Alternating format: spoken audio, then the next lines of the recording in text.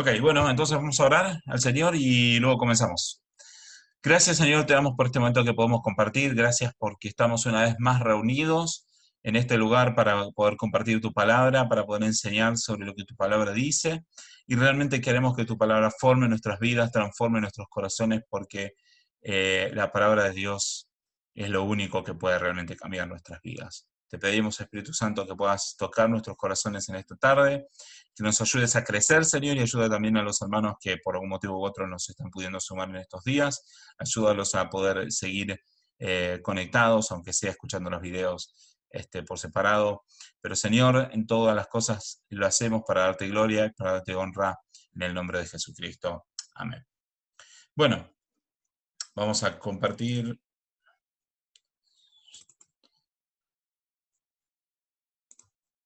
Bien, perfecto. Bueno, entonces estamos en Romanos capítulo 9. Este versículo vamos a leer desde el 9 aproximadamente. Romanos capítulo 9, verso 9 en adelante. Dice así: porque esta es una palabra de promesa. Por este tiempo volveré y Sara tendrá un hijo. Y no solo esto, sino que también Rebeca, cuando concibió mellizos de uno, nuestro padre Isaac, porque aun cuando los mellizos no habían nacido y no habían hecho nada, ni bueno ni malo, para que el propósito de Dios, conforme a su elección, permaneciera, no por las obras, sino por aquel que llama. Se le dijo a ella: el mayor servirá al menor, tal como está escrito: a Jacob amé y a Esaú aborrecí. Bien, entonces lo que habíamos hablado sobre estos versículos la semana pasada es que Rebeca había tenido dos hijos, o estaba por tener dos hijos, Jacob y Esaú, pero los hijos peleaban en su vientre, y cuando pelean en su vientre, ella ora a Dios y Dios le responde diciendo que hay dos naciones en su seno. Vamos a leerlo, a ver, podemos leer rapidito, está en Génesis, creo que 25, Génesis 25. Fíjense lo que le responde Dios. Dios: dos naciones hay en tu seno y dos pueblos se dividirán desde tus entrañas. Y un pueblo será más fuerte que el otro y el mayor servirá al menor. Y cuando se cumplieron los días de dar a luz, he aquí había mellizos en su seno. Salió el primero rojizo, todo velludo como una peliza, y lo llamaron Esaú. Y después salió su hermano con su mano asida en el talón de Esaú y lo llamaron Jacob. Entonces lo que decíamos es de que Isaac tuvo dos hijos, pero desde antes de que naciera, cuando estaban en el vientre de, la mano, de su madre, Dios le dijo a Rebeca: el mayor servirá al menor. Y en esta frase de alguna forma está incluida la idea de que la simiente de Abraham, que hablábamos en semanas anteriores, de quien vendría la salvación, iba a venir entonces de su hijo menor, de Jacob. Pero Dios decide esto, de que la simiente vendría del hijo menor, y decide de que el mayor iba a ser siervo del menor, lo decide antes de que los hijos nazcan, ¿sí? Entonces, fíjense lo que está diciendo estos versículos de Romano, de que cuando eh, que Dios hace esta elección cuando los mellizos aún no habían nacido, no habían hecho nada, ni bueno ni malo, para que el propósito de Dios conforme a su elección permaneciera. Está diciendo que Dios tiene una elección, tiene un propósito, ¿sí? O mejor dicho, tiene un propósito basado en su elección, y que esta elección, este propósito permanece. Independientemente de las obras de Jacob y de Esaú, independientemente si Jacob y Esaú fueran buenos o malos, Dios había decidido de antemano que la salvación vendría por el menor. Dios había decidido de antemano que el mayor iba a servir al menor. Y si podemos estudiar más, digamos, eh, todo lo que, digamos, nos muestra el Antiguo Testamento, toda la historia, desde Génesis hasta básicamente Reyes, Samuel, Reyes y toda la historia de Israel, vemos de que de Esaú vienen pueblos que son llamados edomitas, que fueron pueblos que hicieron guerra contra el pueblo de Israel. Y el pueblo de Israel son los descendientes de Jacob. Dios le cambia el nombre a Jacob y le pone el nombre de Israel. De ahí vienen los israelitas. Y entonces nos muestra toda la historia del Antiguo Testamento de que los pueblos edomitas terminaron sirviendo al pueblo israelita hasta que en algún momento fueron prácticamente exterminados, y eso lo vemos en los libros de los profetas, que el pueblo de Edom fue prácticamente exterminado. En cambio, el pueblo de Jacob, los israelitas, existen aún hoy en día 4000 años después, así que es tremendo. Dios había establecido de que los pueblos edomitas, los descendientes de Esaú, iban a servir a los descendientes de Jacob. Y eso Dios lo había establecido por su propia elección, por su propia voluntad, por su propio propósito, independientemente de cualquier actitud o cualquier actividad buena o mala que ellos hayan podido hacer. Es una decisión que es basada únicamente en el propósito, en la elección de Dios. Bien, entonces vemos de que de alguna forma Pablo está haciendo una comparación de que de la misma forma nosotros somos elegidos para la salvación. ¿Sí? Dios está eligiendo a quién iba a ser salvo. Dios iba a estar eligiendo quién iba a ser, de quién iba a venir la salvación. ¿Sí? Y Dios lo está haciendo por su propia voluntad. Entonces continúa Pablo diciendo, ¿qué diremos entonces? ¿Hay injusticia en Dios? De ningún modo, dice. Porque Dios dice a Moisés, tendré misericordia del que yo tenga misericordia y tendré compasión del que yo tenga compasión. Así que no depende del que quiere ni del que corre, sino de Dios que tiene misericordia. La salvación es por la misericordia de Dios, por la elección de Dios, por el propósito de Dios, independientemente de la voluntad del ser humano o de las actividades y los trabajos del ser humano.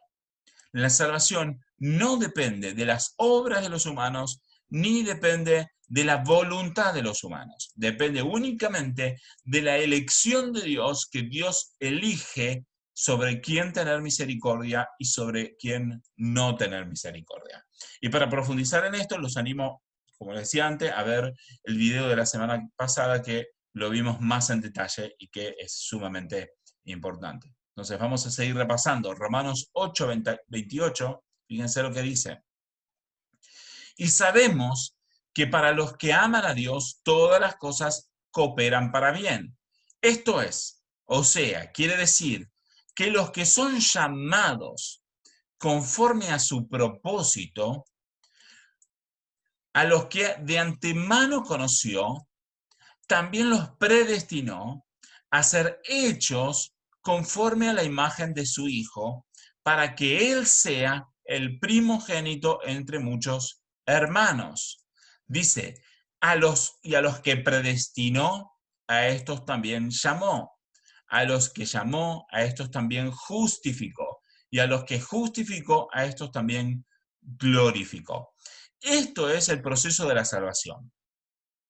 Este versículo de aquí, 8:30, es el proceso de salvación.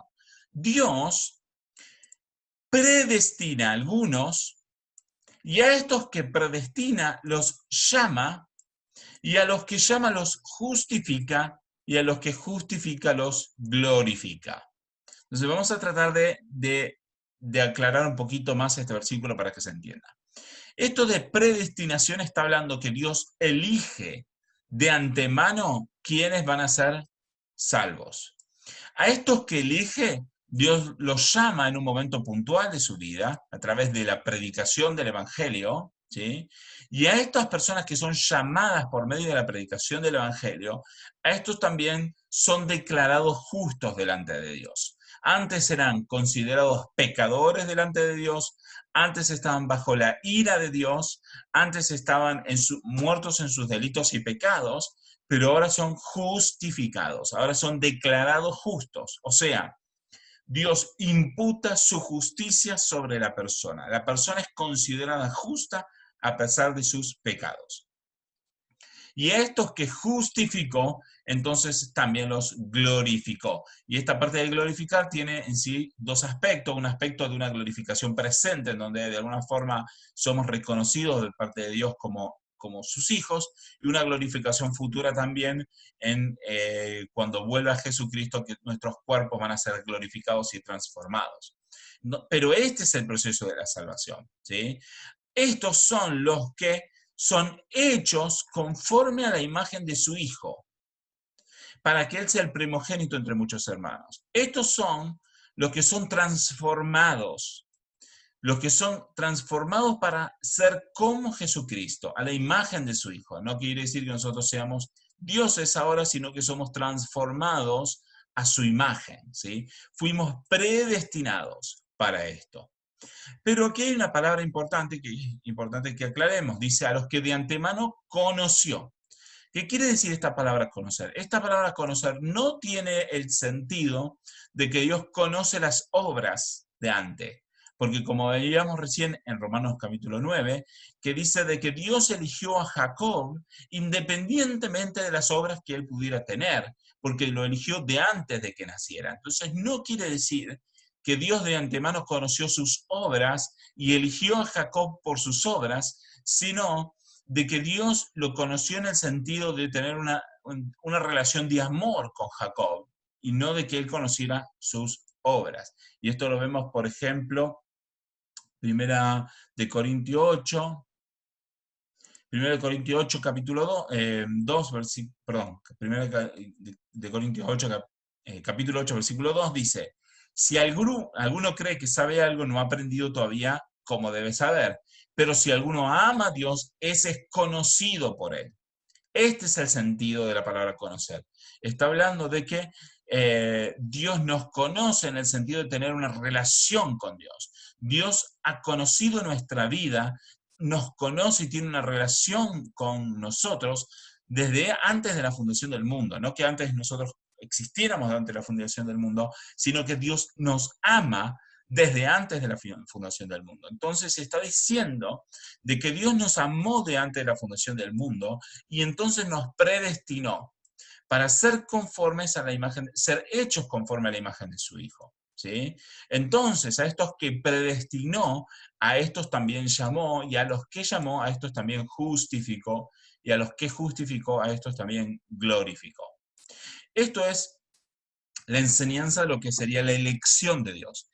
Es Dios el que elige a quienes van a ser salvos, ¿sí?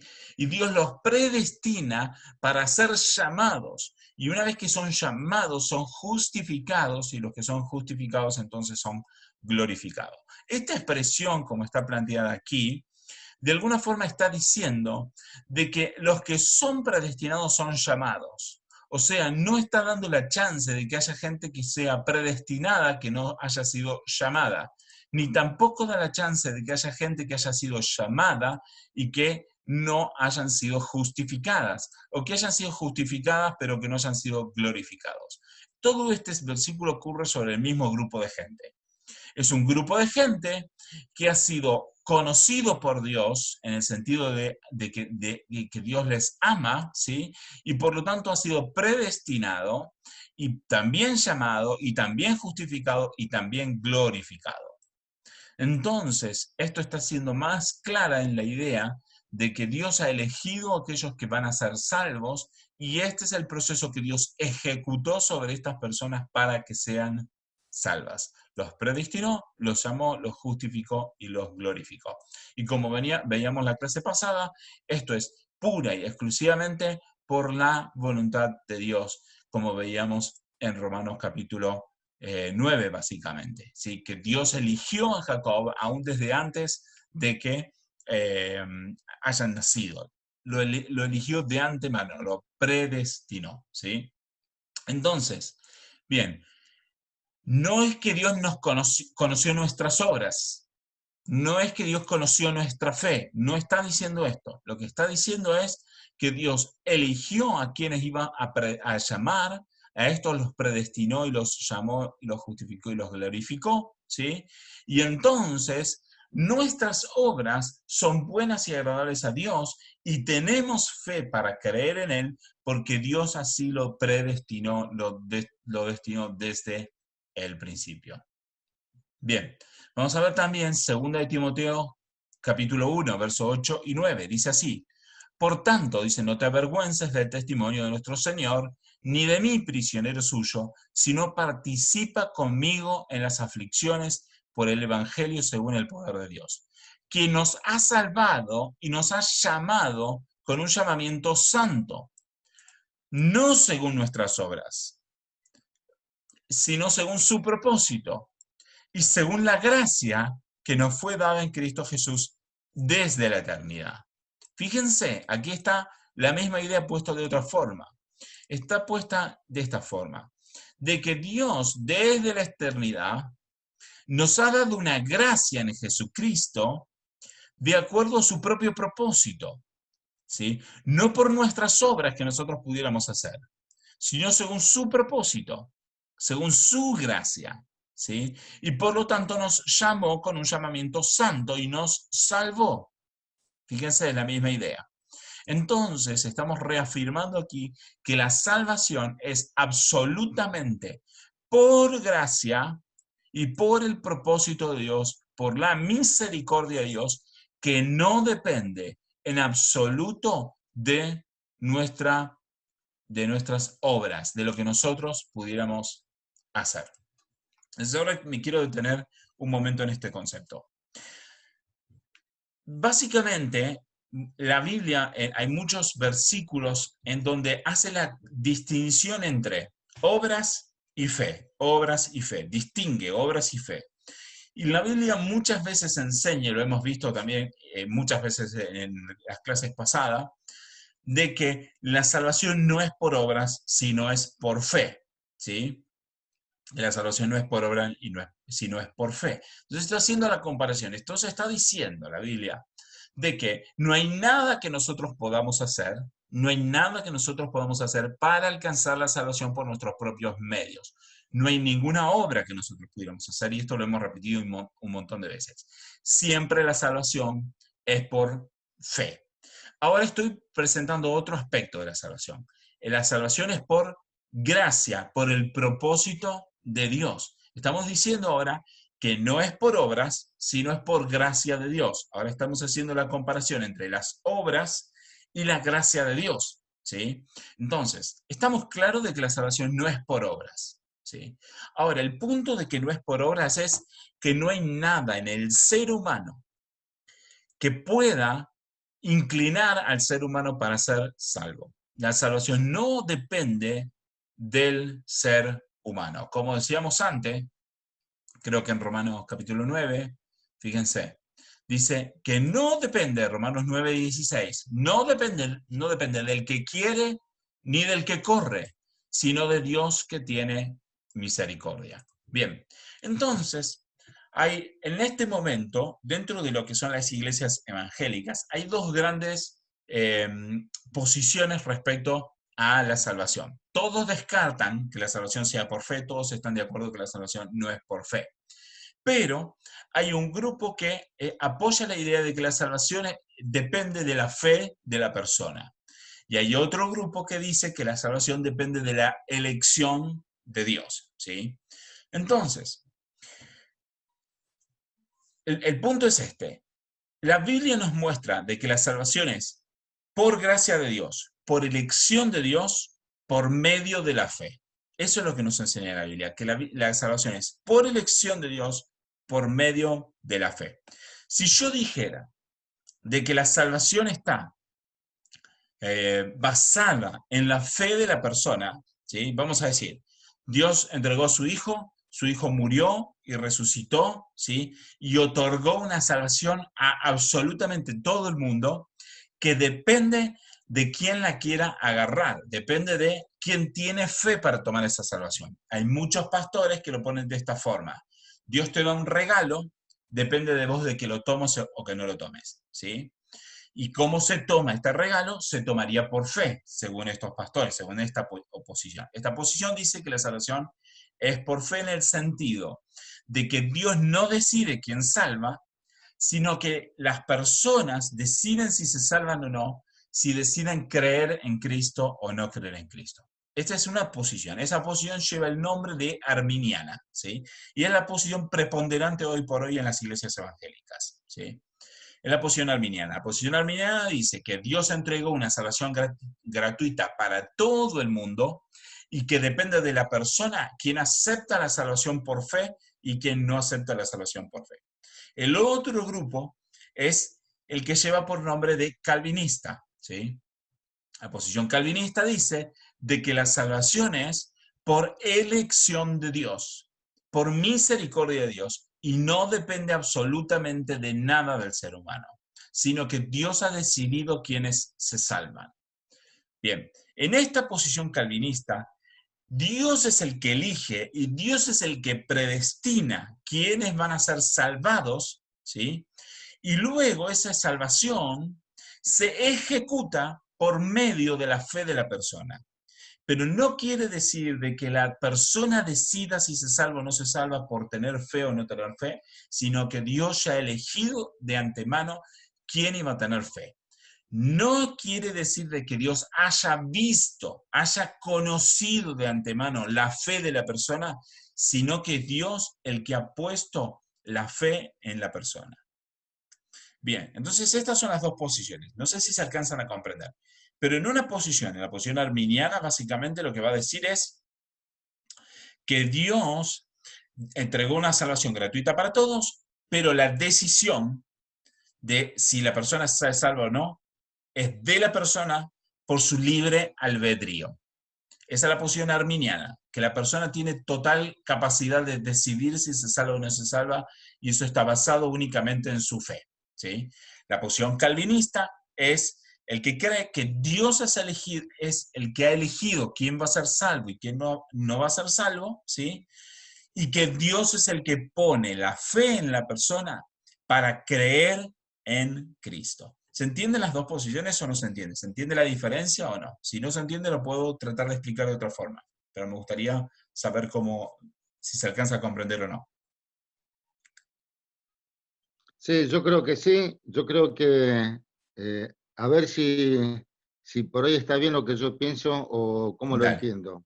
sí, La primera posición sería la de los pastores, eh, como que se regala fe para que nosotros podamos, a través de nuestra fe, podamos ser salvos, ¿no es cierto? Esa sí, más o menos sería la primera, sí, la que más es aceptada en las iglesias de los sí, evangélicos. sí, Y yo creo que con lo que vos dijiste, yo creo que con lo que vos dijiste, un buen punto ahí, que sería eh, que es un regalo, pero nuestra vida es como que nosotros tenemos que ir hacia ese regalo, ¿no? Tenemos que caminar hacia ese regalo. O sea, es un regalo que está, o sea, por habernos elegido, pero no digo que tenemos que cuidar el regalo, sino que tenemos que cuidarnos de ir hacia ese regalo, ¿no? En el camino de la vida. bueno, con respecto a lo que sería el cuidado de ese regalo, lo vamos a ver sobre todo la semana que viene, ¿sí? Pero no creo que lo hayas expresado bien. Vamos a ponerlo de nuevo. De hecho, la posición común de los pastores hoy por hoy es que Dios da el regalo y que depende de nosotros ir a ese regalo. Esa es la posición actual, que depende de nosotros, de nuestra fe, de ir a ese regalo.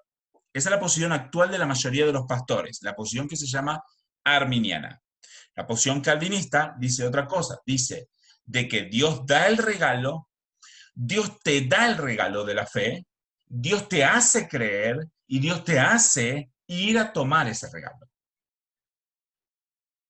Mm. ¿Se entiende? Ahora, En esa posición lo que está diciendo es que Dios pone el deseo en tu corazón, pone la capacidad y pone la fe de tomar ese regalo. Y si Dios pone esa fe y pone esa capacidad dentro tuyo, vos vas a ir a tomar ese regalo porque Dios puso el deseo. Y ahora tenés el deseo y como tenés el deseo, lo vas a hacer.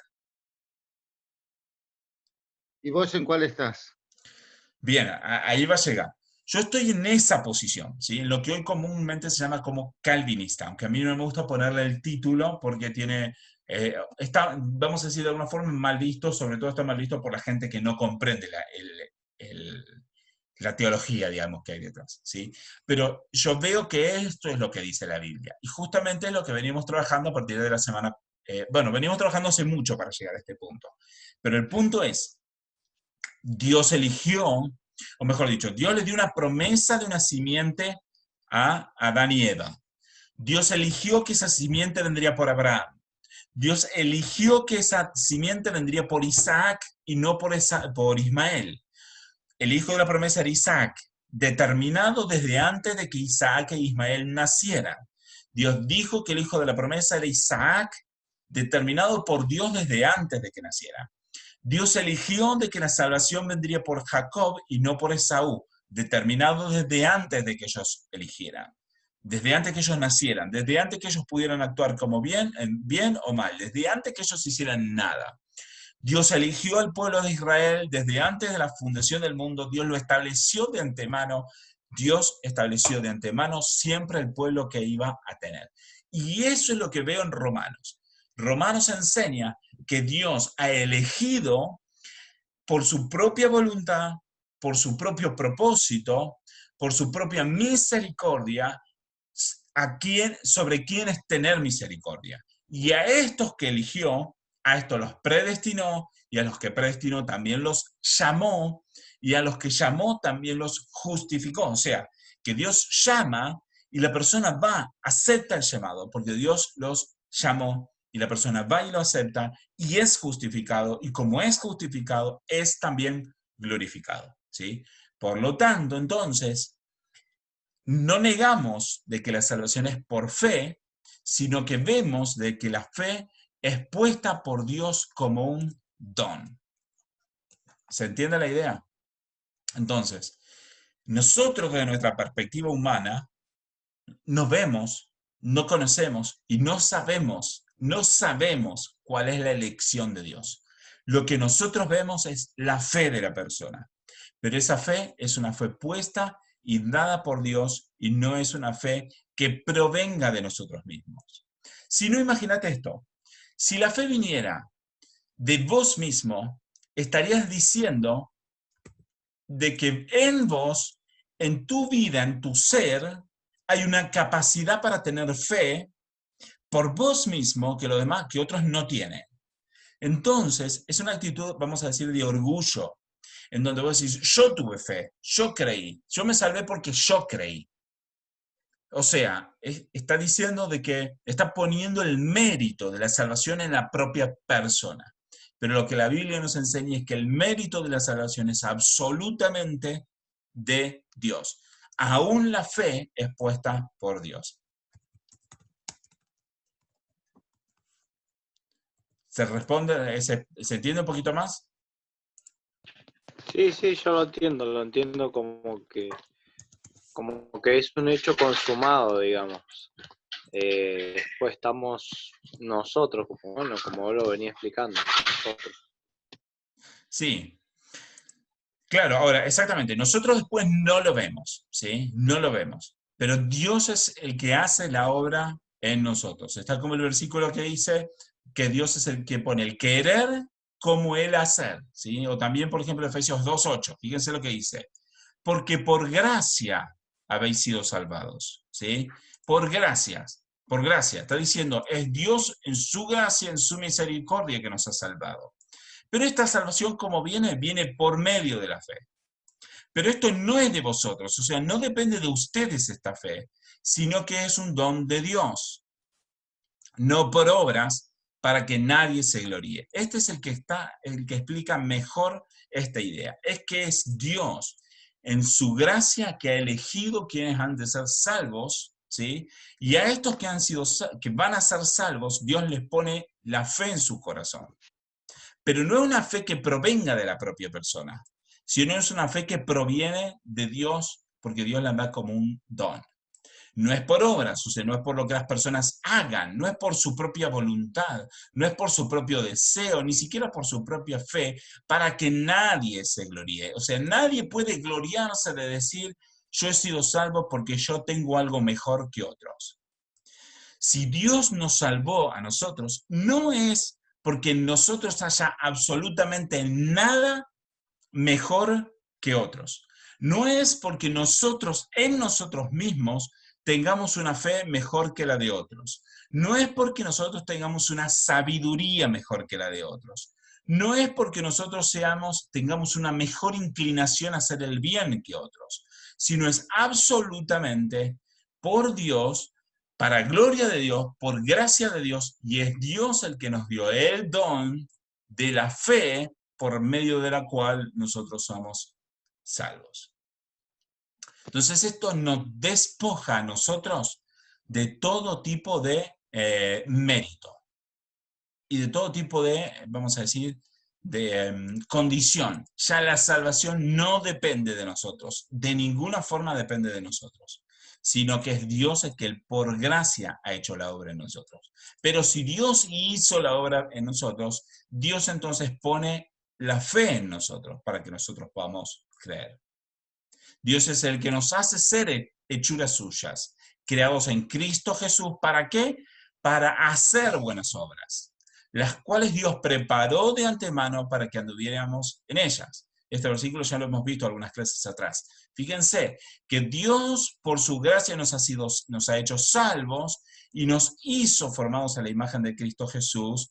¿Para qué? Para hacer buenas obras. O sea, que si Dios nos salvó, Dios es el que pone en nosotros la fe, y si Dios es el que pone en nosotros la fe, también es el que nos hace ser como Cristo y el que nos hace hacer buenas obras, las cuales Dios preparó de antemano para que nosotros anduviéramos en ellas. Dios preparó estas obras para que nosotros que íbamos a ser transformados por medio de la fe, camináramos en estas buenas obras. O sea, nuestra fe y nuestras buenas obras son una consecuencia del amor que Dios tuvo por nosotros. Fíjense, hay un versículo que dice que Dios nos amó primero. Vamos a buscarlo. A ver, ya se los busco. ¿En Juan? Primera de Juan 4, sí.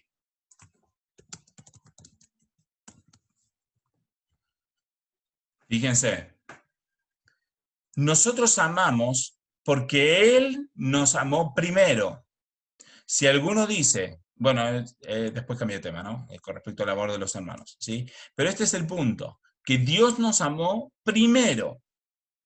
Nosotros amamos a Dios porque Él nos amó primero. No es que nosotros hayamos amado a Dios, hayamos buscado a Dios, nosotros no teníamos la capacidad de buscar a Dios, nosotros estábamos muertos en nuestros delitos y pecados y no había ninguna forma en que nosotros pudiéramos buscar a Dios. Como decíamos también en el versículo de Romanos, ¿sí? No hay bueno ni aun uno, no hay quien busque a Dios. Romanos capítulo 3 creo que es, aquí. Fíjense, entonces, ¿qué? ¿Somos nosotros mejores que ellos? De ninguna manera, porque ya hemos denunciado tanto judíos como griegos que todos están bajo pecado. Como está escrito, no hay justo, no hay ni uno, no hay quien entienda, no hay quien busque a Dios. Todos se han desviado, aún se hicieron inútiles. No hay quien haga lo bueno, no hay ni siquiera uno. ¿Sí? Este es el punto. El punto es que nosotros estábamos muertos en nuestros delitos y pecados. Y en nosotros habíamos perdido la capacidad de buscar a Dios. Habíamos perdido la capacidad de tener fe en Dios. La habíamos perdido completamente. Entonces, Dios es el que nos amó primero, Dios es el que hizo la obra en nosotros, ¿sí? Dios es el que nos predestinó, el que por su gracia nos predestinó para poner fe en nosotros y para que sea, mejor dicho, para llamarnos y que por medio de la fe que Él puso en nosotros, nosotros aceptemos ese llamado y entonces seamos justificados y entonces seamos glorificados. Pero la obra de la salvación es de principio a fin una obra de Dios que no depende de nosotros. Ese es el punto que yo les quiero hacer llegar. Bien, ahora, desde mi perspectiva, ¿sí? Los que creen en la postura actual común hay dos grandes grupos de personas que creen en la postura de que la salvación es absolutamente, es por fe, ¿sí? De la persona, ¿sí? Por un lado, creo que hay mucha gente que no lo ha estudiado profundamente. Hay muchísima cantidad de gente que no lo ha estudiado profundamente, número uno.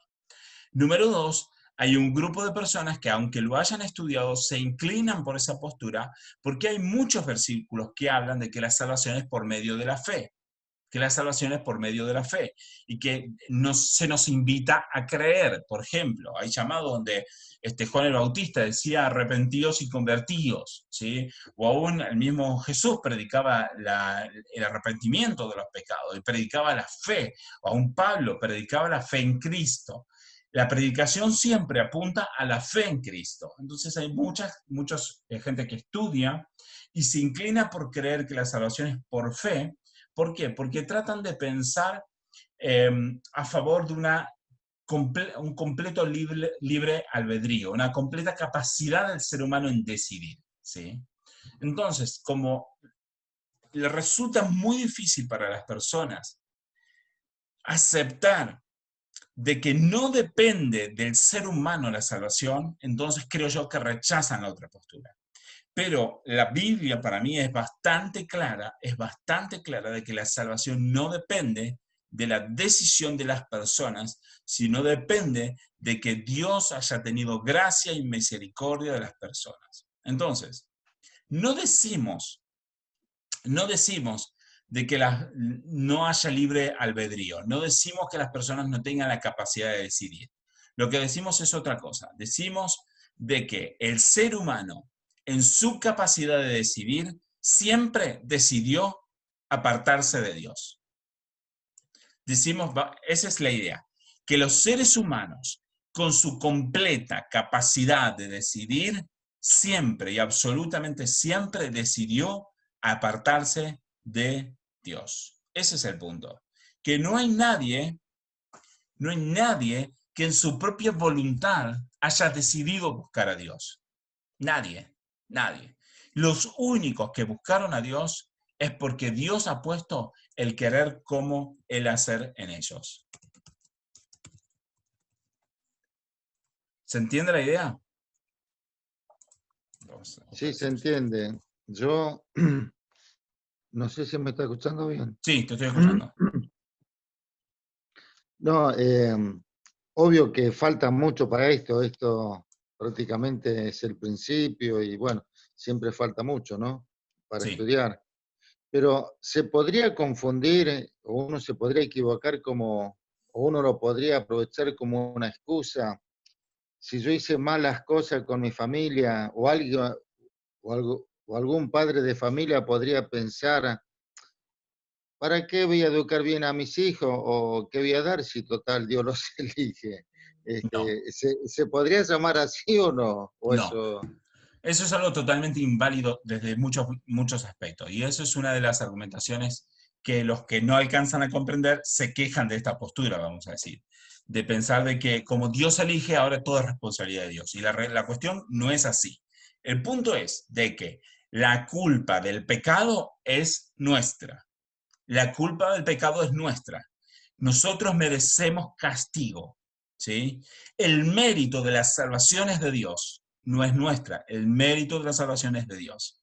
Entonces yo no puedo seguir en mi pecado pensando de que simplemente no puedo hacer nada bueno. No puedo seguir en mi pecado. No tengo esa autorización. Si Dios cambió mi vida, entonces ahora tengo otra carga mayor de hacer lo bueno porque Dios ha transformado mi vida. Esa es la idea. Si Dios transformó mi vida, siendo que yo era absolutamente pecador, que había rechazado a Dios por todas formas, y Dios de todas maneras me salvó, eso me pone a mí una carga de responsabilidad mucho mayor, ¿sí? Entonces, si Dios transformó mi vida y yo veo a mis hijos, ¿sí? Dios me manda, hay un mandato de parte de Dios de que nosotros debemos educar a nuestros hijos en el camino del Señor. Lo mismo con la predicación del Evangelio. Dios nos manda a predicar el Evangelio y nosotros debemos obedecer porque Dios nos manda a eso. De hecho, hay un versículo, que nos habla un poquito de eso. Que está en Romano, ¿y quién los predicará si no fueran enviados? Exactamente, Romanos 10, exactamente. Exactamente. Bien, Romanos 10, 14 creo que es. Bien. ¿Cómo pues invocarán aquel a quien no han creído? ¿Y cómo creerán en aquel de quien no han oído? ¿Y cómo oirán sin haber quien les predique? ¿Y cómo predicarán si no son enviados? El punto es esto, que si Dios nos transformó a nosotros, Dios nos envió a predicar el Evangelio, aunque ya estamos entrando acá en el punto de lo que es evangelismo.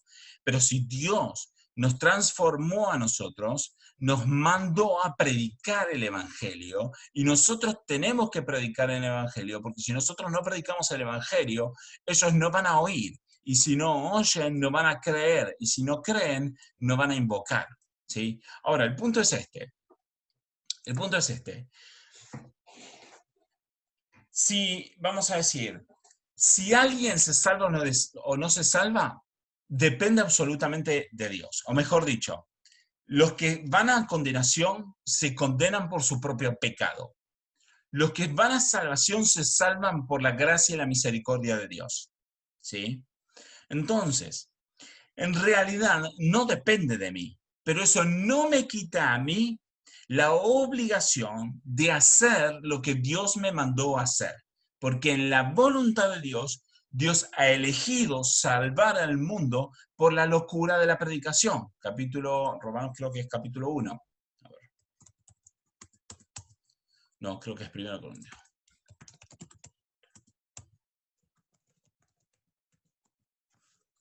Ahí les busco ese versículo. 1 Corintios capítulo 1. Sí, Corintios. Sí, 1:21. Fíjense lo que dice. Dice, porque ya que en la sabiduría de Dios, el mundo no conoció a Dios por medio de su propia sabiduría. Fíjense que esto refuerza la idea, que nadie conoce a Dios por su propia sabiduría. Nadie cree en Dios por su propia fe. Pero agradó a Dios, esta es la forma que a Dios le agradó, que, que sea mediante la necesidad de la predicación salvar a los que creen. O sea, los que creen van a ser salvos por medio de la predicación del Evangelio. Entonces, ¿cómo funciona esto? Funciona así. Dios salva a una persona.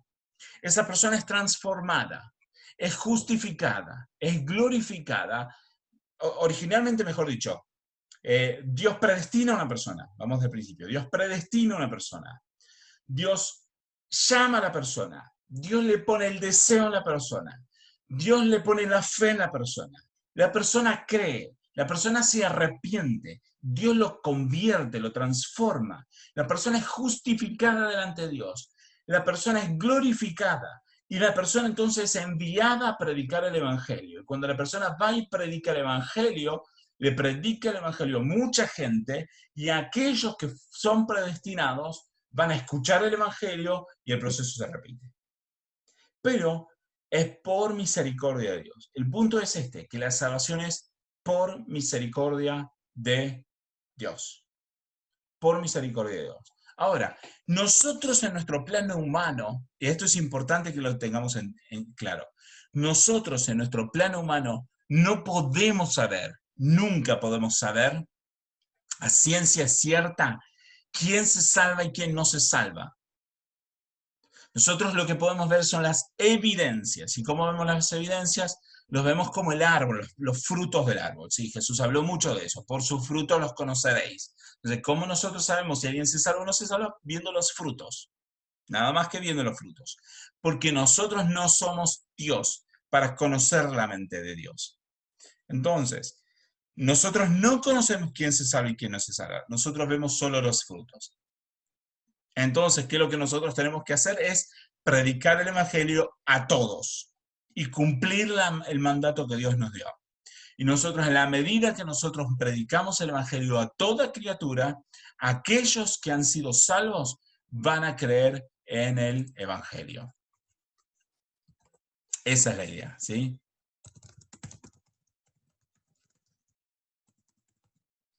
Bien, les quiero buscar un versículo más. Fíjense en Hechos 2:4.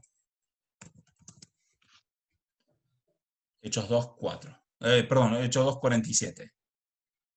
Fíjense. Dice, y sobrevino temor a toda persona, y muchos prodigios y señales eran hechos por los apóstoles. Todos los que habían creído estaban juntos y tenían las cosas en común, y vendían sus propiedades y sus bienes y los compartían con todos según la necesidad de cada uno. Día tras día continuaban unánimes en el templo, partiendo el pan en los hogares y comían juntos con alegría y sencillez de corazón. Acá está hablando de la iglesia primitiva, ¿sí?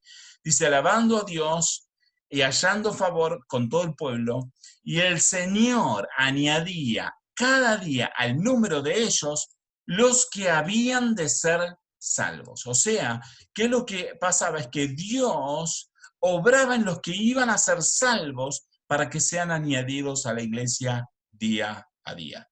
Es una obra que Dios hacía con aquellos que habían de ser salvos. Esa es la idea. Bien. ¿Alguna duda? Pregunten. Sé que no es fácil, sé que rompe las estructuras de lo que muchas veces estamos acostumbrados, pero por eso este es el momento de preguntar. Podemos volver a preguntar, podemos volver a este tema y preguntarlo todas las veces que sea necesario, pero están en libertad de preguntar o de comentar.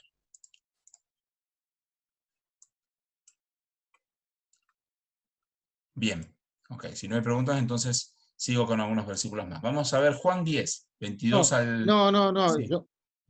Gaby, yo no Dale. pregunté porque estaba esperando que otros hagan alguna pregunta, ¿no? Por eso Dale. yo no quería hablar solamente yo. Pero bueno, ya que no.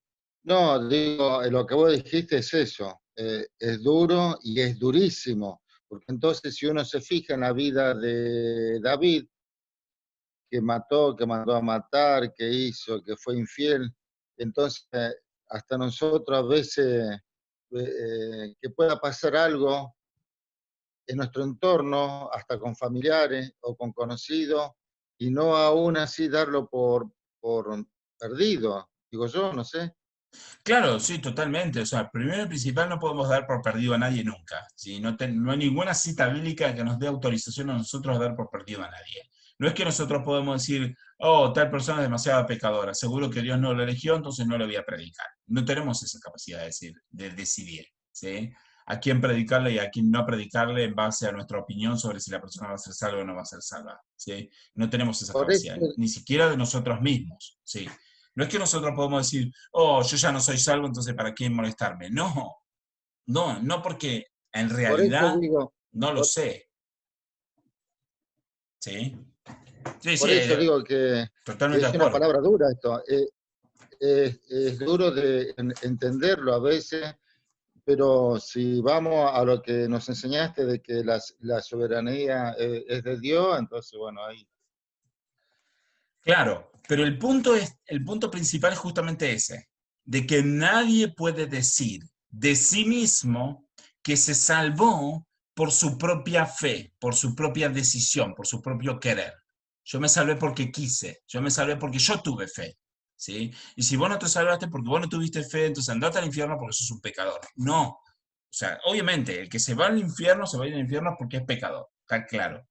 Pero yo no puedo decir eso así tan libremente. ¿Por qué? Porque yo también merecía irme al infierno, porque yo no tenía nada en mí mismo que me permitiera ser salvo. Si aún soy salvo es porque Dios puso esa fe en mi corazón. Ese es el punto. Dios puso esa fe. Entonces, la única diferencia entre una perspectiva y la otra es que en esta perspectiva, en absoluto tenemos que darle gloria a Dios porque no hay absolutamente nada en nuestra forma de ser que nos permita alcanzar la salvación por nosotros mismos. El de la otra postura va a decir también de que no hay nada en nosotros mismos que nos permita ser salvos, pero en la práctica va a poner la idea de que la salvación depende de la persona por su propia fe. Y eso está mal. Es que en realidad nosotros no podemos pensar de que las personas se salvan por su propia fe. Pero cuando vamos a predicar el Evangelio, le vamos a decir, cree en el Señor Jesucristo y serás salvo. Pero, obviamente, tenemos que dar ese llamado, cree en el Señor Jesucristo. Pero cuando la persona cree, después le tenemos que enseñar es que esa fe que vos tuviste, en realidad te la puso Dios. Miren, vamos a ver Juan capítulo 10, versículo 22. Fíjense este versículo para que se pueda entender un poquito esta idea. Dice, entonces, versículo 24, entonces los judíos le rodearon y le decían, ¿hasta cuándo nos vas a tener en suspenso? Si tú eres el Cristo, dínoslo claramente. Y Jesús, fíjense lo que le respondió, ya se los he dicho, y no creen. Las obras que yo hago en el nombre de mi Padre, estas dan testimonio de mí. Pero ustedes no creen porque no son de mis ovejas. No creen porque no son de mis ovejas. Acá está diciendo acá no dice, no son de mis ovejas porque no creen. Acá dice, no creen porque no son de mis ovejas. Mis ovejas oyen mi voz y yo las conozco y me siguen. Y yo les doy vida eterna y jamás perecerán. Fíjense, mis ovejas oyen mi voz, oyen al llamado de Dios y yo las conozco. ¿Sí? Lo mismo que hablamos antes, de esta relación que Dios tiene de amor con sus ovejas. Y sus ovejas, ¿qué hacen? Les siguen. Y entonces, como sus ovejas oyen su voz, ¿sí? Porque son sus ovejas, entonces Él les da vida eterna y jamás perecerán. Y entonces nadie las arrebatará de su mano. Dice, mi Padre, y esto es sumamente importante, mi Padre, Dios Padre, que me las dio, es mayor que todos, y nadie las puede arrebatar de la mano del Padre. Yo y el Padre somos uno. Fíjense esto, que Dios el Padre le da las ovejas al Hijo, ¿sí? Dios el Padre le da las ovejas al Hijo para que sus ovejas oigan su voz, sean conocidas por Cristo y sigan a Cristo. Pero fíjense que esto es una obra completa de Dios. Acá no hay idea o mención de que la persona decida si es oveja o no es oveja. Acá está diciendo, esto es algo que es así, es simple. Están las ovejas y están los que no son las ovejas. Los que no son las ovejas no creen. Los que son las ovejas oyen su voz, obviamente creen, ¿sí? Por contraposición, creen, oyen su voz, son conocidas por Dios y siguen a Cristo y reciben vida eterna y jamás perecerán y nadie las puede arrebatar de la mano de Dios. Nadie las puede arrebatar de la mano de Dios. Están firmes y seguras en la mano de Dios. Dice, mi Padre que me las dio es mayor que todos. O sea, que los que han de ser salvos han sido dados por Dios a Cristo para que oigan a Cristo y sigan a Cristo. Pero es obra de parte de Dios. Y fíjense este aspecto, que con este aspecto vamos a tratar de responder la pregunta de si la salvación se pierde o no se pierde, ¿sí? Pero acá dice claramente que las ovejas que Dios le dio a Cristo no pueden ser arrebatados de la mano del Padre. Nadie puede sacar a las ovejas de la mano del Padre. Vamos a leer, fíjense, Romanos, vamos a volver a Romanos, pero vamos a ir Romanos 8, 38, fíjense. Dice, porque estoy convencido, y esto es sumamente, sumamente importante, y esto están tan minimizados estos dos versículos que es tremendo. Dice, estoy convencido de que ni la muerte, ni la vida, ni los ángeles, ni principados, ni lo presente, ni lo porvenir, ni los poderes, ni lo alto, ni lo profundo, ni ninguna otra cosa creada nos podrá separar del amor de Dios que es en Cristo Jesús, Señor nuestro. No hay nada creado que nos pueda separar del amor de Dios, que es en Cristo Jesús. O sea, si somos sus ovejas, oímos su voz y les seguimos, y no hay nada que nos pueda separar del amor de Cristo. No hay nada. La postura arminiana, la postura que cree que la salvación depende de la fe de la persona, va a decir de que si la persona tiene fe por un tiempo, está siendo salva. Pero cuando la persona deja de tener fe, pierde su salvación. Eso es lo que va a decir, ¿sí? Y entonces cuando leen este versículo ellos tienen que agregar algo. Y entonces van a decir, ni lo alto, ni lo profundo, ni ninguna otra cosa creada, excepto nosotros mismos, nos podrá separar del amor de, de Dios en Cristo Jesús. O sea, tiene que decir, no hay nada que me pueda separar de Cristo, salvo yo mismo. Ellos van a tener que decir eso, y de hecho yo lo escuché muchas veces en muchas prédicas. Hay pastores que dicen, agregan la excepción aquí y dicen, lo único que me puede separar del amor de Cristo es yo mismo. Pero eso es un argumento inválido y es un error, porque no podemos agregar a la Biblia algo que la Biblia no dice. La Biblia dice lo contrario, dice no hay nada que nos pueda separar del amor de Cristo. Entonces yo no puedo poner el concepto contrario a lo que el versículo está diciendo solamente porque yo quiero. Acá está diciendo, no hay nada, ninguna cosa creada que nos pueda separar del amor de Dios en Cristo Jesús. ¿Se entiende? No hay una excepción posible. No hay una excepción posible. No hay nada que nos pueda separar del amor de Cristo Jesús. Entonces, la idea de decir yo mismo me puedo separar del amor de Cristo es inválido. Este versículo no lo dice. El punto es que aquellos que han sido salvos no pueden ser arrebatados de la mano del Padre. Fíjense, vamos a leer Efesios 1 y con este versículo vamos a ir cerrando. Efesios 1, del 13 en adelante, vamos a leer. Fíjense lo que dice. Bendito sea el Dios y Padre de nuestro Señor Jesucristo, que nos ha bendecido con toda bendición espiritual en los lugares celestiales en Cristo, según nos escogió en Él antes de la fundación del mundo. Nos escogió, nos eligió en Dios, o en Cristo, mejor dicho, antes de la fundación del mundo, para que fuéramos santos y sin mancha delante de Él. ¿Sí? Dios nos escogió desde antes de la fundación del mundo para que fuésemos santos y sin mancha delante de Él. En amor, nos predestinó para ser adoptados como hijos, para sí, para hijos de Dios, mediante Jesucristo, conforme al beneplácito de su voluntad, para alabanza de la gloria de su gracia que gratuitamente ha impartido sobre nosotros en el amado. O sea, Dios nos dio esa gracia gratuitamente y la impartió sobre nosotros. En Él, en Cristo, tenemos redención mediante su sangre, el perdón de nuestros pecados según las riquezas de su gracia, según las riquezas de su gracia, que ha hecho abundar para con nosotros. En toda sabiduría y discernimiento, nos dio a conocer el ministerio de su voluntad según el beneplácito que se propuso en Él, con miras a una buena administración en el cumplimiento de los tiempos, es decir, de reunir todas las cosas en Cristo, tanto las que están en el cielo como las que están en la tierra. Y vamos a seguir un par de versículos más.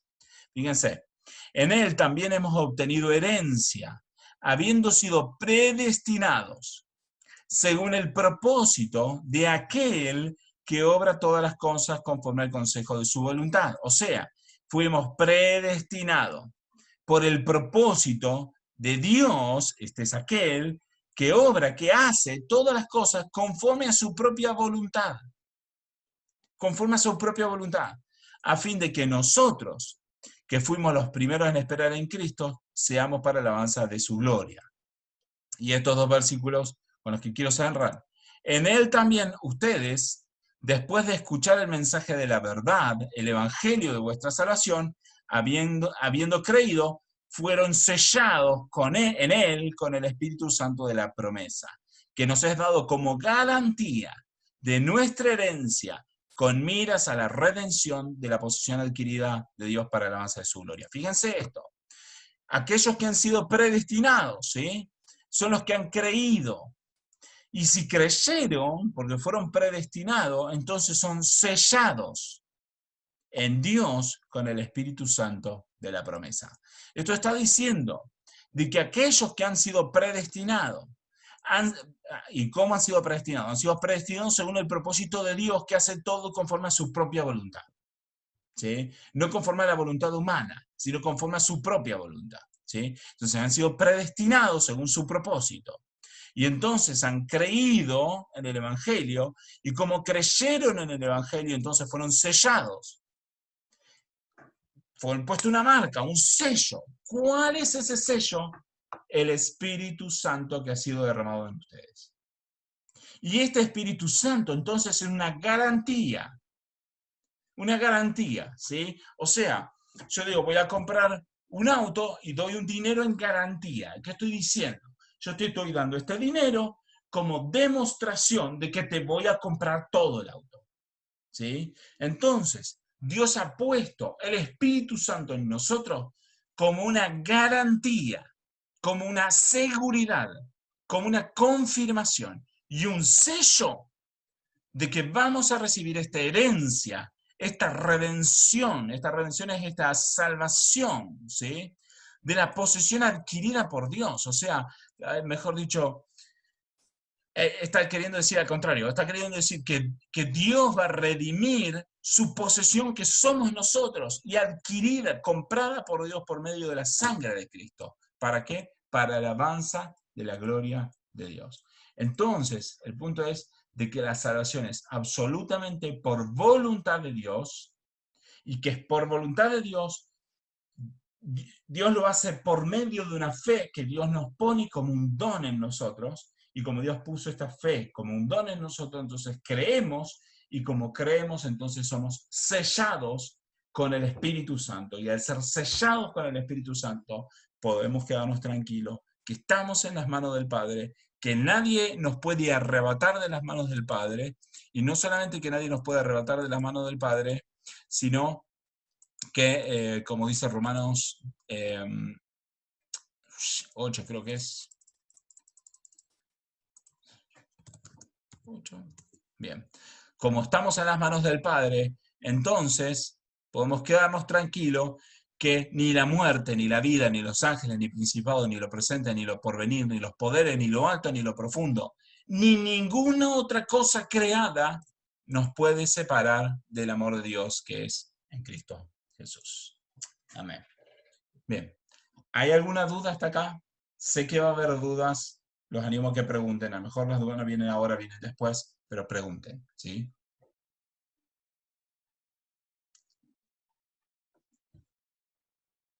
Bueno, si no hay dudas, entonces lo dejo hasta aquí. Los animo a que lo vuelvan a escuchar el video después, con tiempo, ¿sí? Escúchenlo, véanlo de nuevo, piénsenlo, medítenlo, vean el de la semana pasada, llegado al caso, ¿sí? Que es base para este, ¿sí? Véanlo de nuevo, siéntanse libres con preguntar, y vamos a tratar de la semana que viene hacer un cierre de todo esto, y vamos a terminar de explicar, digamos, puntualmente el tema este de la seguridad de la salvación, que ahora entramos fuerte, hicimos una base, pero vamos a tratar de la semana que viene cerrar la pregunta y cerrarlo sobre todo de un aspecto práctico, porque ¿qué quiere decir esto en nuestra vida práctica? Si nosotros estamos en las manos del Padre, si nosotros fuimos sellados con el Espíritu Santo, entonces, ¿qué quiere decir en nuestra vida práctica? Entonces, vamos a tratar de ver un poco esto la semana pasada, y luego vamos a dar ahí finalización de esta serie que tiene que ver con la salvación, que arrancamos desde Romanos, desde el principio de Romanos. Fíjense que fuimos Romanos 1, 2, 3, algo del 4 creo que vimos, capítulo 5, nos fuimos a Génesis, 1, 2, 3, 5, 6, 7, 8, 9, 12, seguimos avanzando Génesis. Ahora cerramos en Romano también, y ahora podemos comprender cómo Génesis nos muestra esta salvación a través de los patriarcas, y cómo Romanos va explicando esta salvación desde el principio, está explicando que nosotros éramos pecadores, que Dios nos dio una salvación, que la alcanzamos por fe, no por obras, ¿sí? Pero esta salvación es por pura gracia de Dios, y que entonces somos sellados con el Espíritu Santo. Entonces vamos a tratar de cerrar esta serie la semana que viene, y luego la semana siguiente vamos a comenzar con una serie diferente.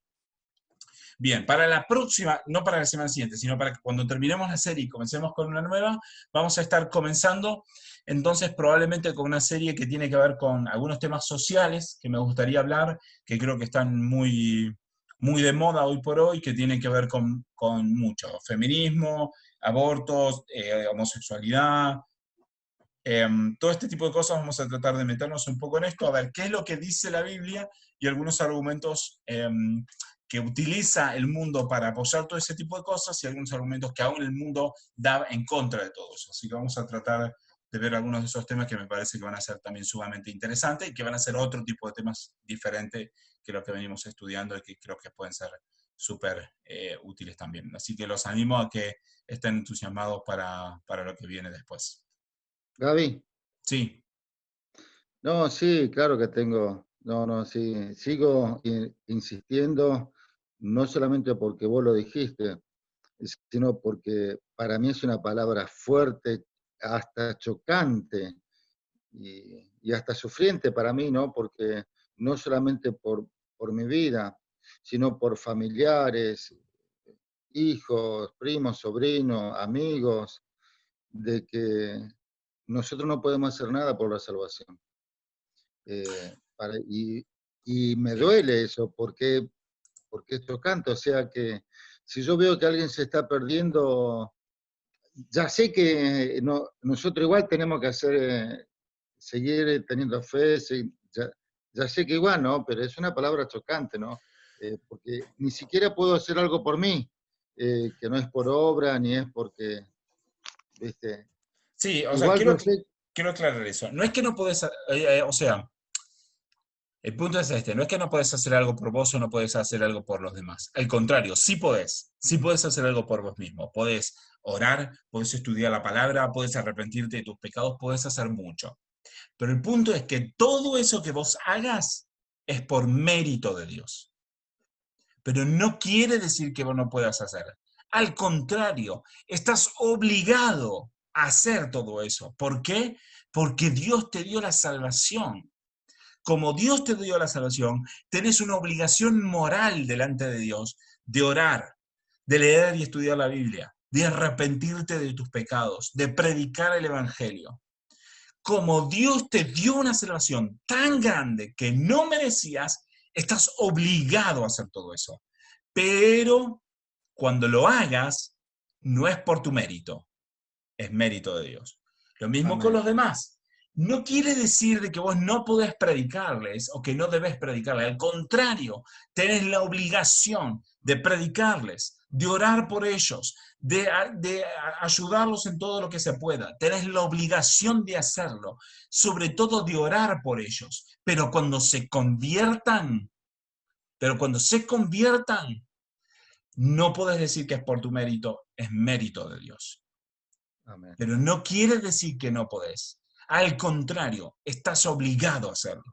Pero a fin de cuentas es mérito de Dios, porque si Dios no hubiera puesto ese deseo en tu corazón, de vos mismo no hubiera salido. ¿Se entiende la idea? amén, Al contrario, si amén, vos tenés esa carga por el otro, es porque Dios puso esa carga y no es porque vos de tu propia naturaleza tengas esa carga. Es Dios ese que puso esa carga por vosotros. Y al contrario, te digo más. Viste que a veces oramos y decimos, Señor, toca el corazón de esa persona para que se convierta. Si no fuera así como yo lo estoy enseñando, esa oración es inválida. Si depende exclusivamente de la fe de la persona y la fe viene de su propia persona, no podemos orar a Dios para pedirle que toque el corazón de la persona, porque no depende de Dios, depende de la persona. Pero al contrario, como depende de Dios, entonces sí podemos orar y le podemos pedir, Dios, toca el corazón de la persona. ¿Por qué? Porque Dios puede tocar el corazón de la persona. Y si Dios toca el corazón de la persona se va a arrepentir y se va a convertir. Entonces podemos orarle a Dios. Y no solamente que podemos, sino que debemos, porque eso es lo que Dios nos mandó a hacer. ¿Sí? Pero cuando ya hemos orado y Dios haya respondido, entonces nosotros vamos a decir, gracias Señor, porque vos pusiste en mí el deseo de orar por esa persona. Es mérito de Dios.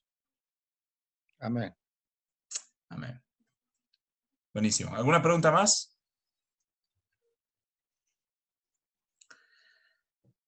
Bueno, anoten las preguntas la semana que viene de última. Estoy abierto, seguimos respondiendo preguntas, no hay ningún problema, ¿sí? Y si no, vamos a tratar de cerrar este tema y vamos a avanzar con los otros temas como veníamos comentando. Así que oramos al Señor, ¿sí?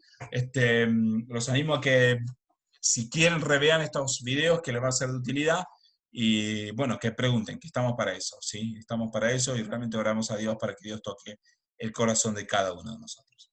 Señor, gracias por este momento que hemos podido compartir y gracias por tu palabra, porque entendemos que tu palabra es tremenda para enseñarnos, para hacernos entender, Señor, tu propósito, para hacernos entender de que tú eres el único que puedes transformar nuestras vidas y que si nuestras vidas son transformadas es por tu propia gloria y tu propia misericordia, por tu propia voluntad. Gracias, porque no hay nada en nosotros, sino es solo tu obra en nosotros la que está obrando. Te damos todas las gracias, toda gloria. Te pido, Señor, que bendigas a mis hermanos, que toques sus corazones y que también sus vidas sean transformadas cada día más conforme a la imagen de Jesucristo. Y, Señor, te pido que todo esto, al contrario, los anime a buscar cada día más de ti y a predicar también el Evangelio a otras personas. En el nombre de Jesucristo, amén. Bueno, hermanos, muy buenas noches, que descansen y ya saben, cualquier cosa me pueden escribir un mensaje, pueden mandar un audio, si hay preguntas durante la semana, tampoco es necesario que estén hasta la próxima semana para preguntar, pueden hacerlo durante la semana, yo voy a tratar de responder siempre que pueda. Así que bueno, muy buenas noches hermanos y que descansen. Chao, chao, chao Gaby, Gracias. chao.